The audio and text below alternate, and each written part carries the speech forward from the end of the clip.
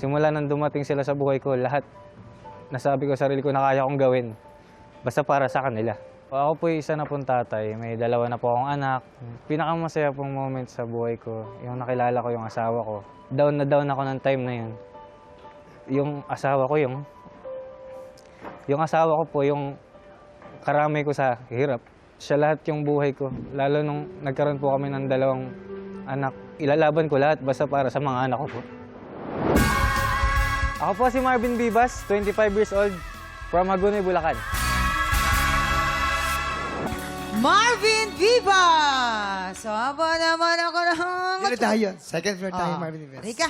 Alam mo ba, Mamang, si Marvin ay isa ring comedian. Talaga? At siya'y sidekick comedian. Ay, Yes, sa isang, Sa isang, comedy bar. comedy Comedy bar, bar. yeah. Po. Simpleng comedy bar pero ano. Saan Okay ba? na yun. located? Lumalaban. Siyempre. Saan located ito? Sa ano po, Novaliches po. Novaliches. Opo. Ang name po ng bar is Garbor Estobar. Ayun Pag yung mga sidekick comedian, yung parang feeder, ganun. Opo. Yung mga sumasalo lang po ng mga ano. Suntok. De, charot. Oo. Hindi, pero alam nyo, once na nakatungtong kayo sa entablado, malaking ano niyan, malaking papel nyo dyan, wag nyo nilalang lang. Kasi hindi magiging ganap ang isang ganap kung wala kayo. Oo naman. Di ba? Ganun yun. Oo. Yan. So, tignan natin ngayon kung ano masasabi naman natin mga inampalan. Hello, Marvin. Wala naman masyadong na sintonado ako narinig. Siguro yung gestures lang, yung medyo half-hearted. Parang hindi ka masyadong desidido kung lalakihan mo yung galaw mo. Or, kasi kanina nung tumuro ka, gusto kita, nagsigawan sila eh. So, kung mas ginamit mo pa yon, mas nalaro mo pa yung audience, nagamit mo rin sila na. Pag nakita mo kasi nakangiti yung audience, mas nagiging confident ka rin. So, makakatulong yun. Open your mouth more. Especially sa mga high notes, we don't necessarily need to sing louder. It's just that we need to project lang by opening our mouth more. Yun lang, yung mga ibang technicalities kay Kuya Renz na yan. Thank you po. Marvin, napansin ko lang all throughout the performance, ang style mo easy, relaxed. Kaya lang ang problema doon kapag ganun yung way of performing, ang tendency mo makakasanayan mo yung ibang notes hindi mo na siya masyadong mahihit. Hindi mo masyadong napapansin na yung ibang parte ng kanta, yung mga notes, lalong-lalo na sa mid-range, yung gitna. Yung taas mo, okay. Yung high range, okay. Yung low, wala namang masyado dito sa kantang ito. Yung mid-range. Yun ang palagay ko kailangan mong insayuhin. Gitnang-gitna siya eh. So, ang tendency talaga, dahil sila relax ka, cool na cool, yun ang hindi mo mahihit. Insayuhin mo mabuti yung parts na. Ayan. So, thank you po. Kung sakasakaling mabigyan ka uli na kumanta, ayun ha, ayan. Okay, alam mo yan, gagawin mo. Eto na.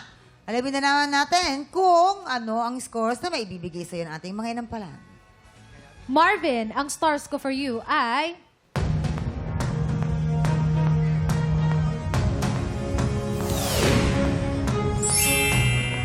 Three stars! Marvin, ang stars na binigay ko sa'yo ay...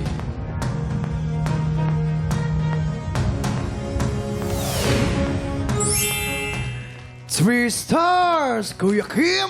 Maraming salamat, Jason. Alam kong suspense po kayo, pero mamaya po natin ipapakita ang mga scores ni Daryl.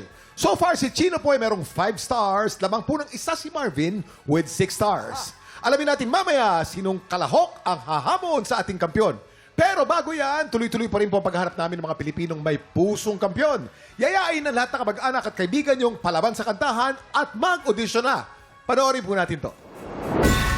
Tropa, kung ikaw ay 16 to 50 years old at palaban sa kantahan, sugod na sa weekly auditions ng Tanghalan ng Kampiyon. Every Wednesday and Thursday, 1 to 5 p.m. dito sa GMA Studio 6. Go na mga tiktropa, mag-audition na!